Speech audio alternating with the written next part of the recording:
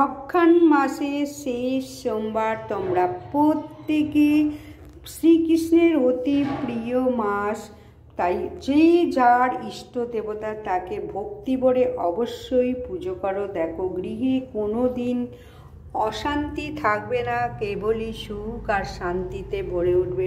সমস্ত negative energy দূরে চলে যাবে। অঘ্রাণ মাসকে আবার বলা হচ্ছে মাঘ শিষ্য মাস। এই মাসেই মাঘ শিষ্য মাস পূর্ণিমা এবং অমাবস্যা পড়েছে, তাই মাঘ শিষ্য মাসে তোমরা একটু ভক্তি ভরে পূজা করো।